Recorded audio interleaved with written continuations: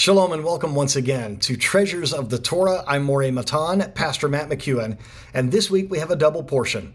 We are in the portions of Nitzavim-Vayeilech, and we are approaching very quickly the High Holy Days. We're getting closer and closer to Rosh Hashanah and the blowing of the shofar.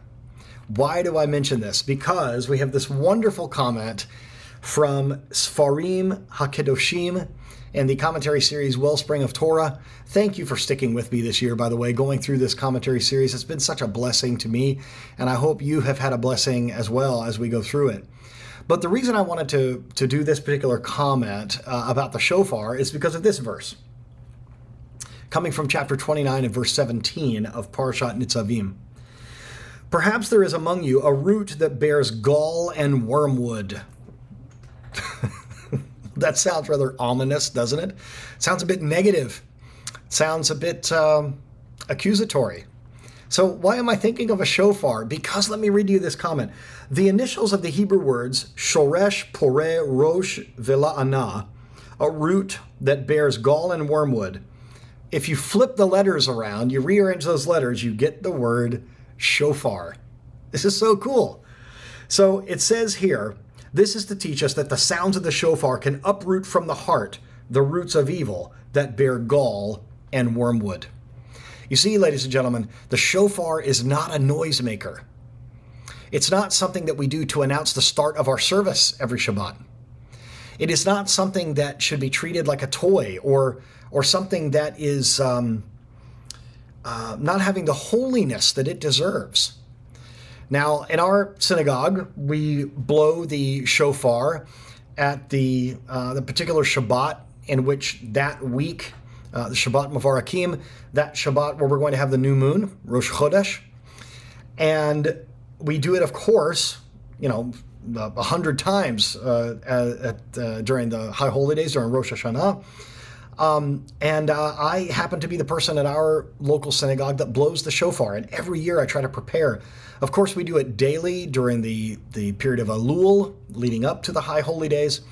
But this is one of those things that it needs to be set aside for its specific time, because it is a wake-up call. It's not something that just makes noise and it gets people excited. It is very holy and very specific, and if we really want to get technical, it is a rallying cry. I mean, these were signals to rally the troops, the children of Israel, to get them ready to set out or to move or to go into battle. This is very important, and it is very powerful, the shofar. In fact, we have to be very careful how we do it, to say the appropriate blessings, to make sure our heads are covered when we're blowing it as men. And there are reasons for this, because the shofar is so powerful, and it, like many godly things, can be misused by people with evil intentions. I'm not sure if you know this, but the shofar can even be used by people who are doing witchcraft and black magic. God forbid that we would misuse the shofar in this way. And so the shofar gives us that wake-up call. It gives us that quickening in our spirit. It wakes us up if we have been asleep at the wheel, so to speak. And so we have to do this in a very proper and kosher way. And I pray that the sound of the shofar, that, as according to our sages, it will not only carry our prayers to the throne room of heaven, to the one who is called Sar HaPanim, the Prince of the Face, the one called Yeshua in the prayer book, but we need to pray that that shofar would uproot, that it would uproot from the heart the roots of evil that bear gall and wormwood. I pray that you would have that wake-up call in your life as we move toward the High Holy Days.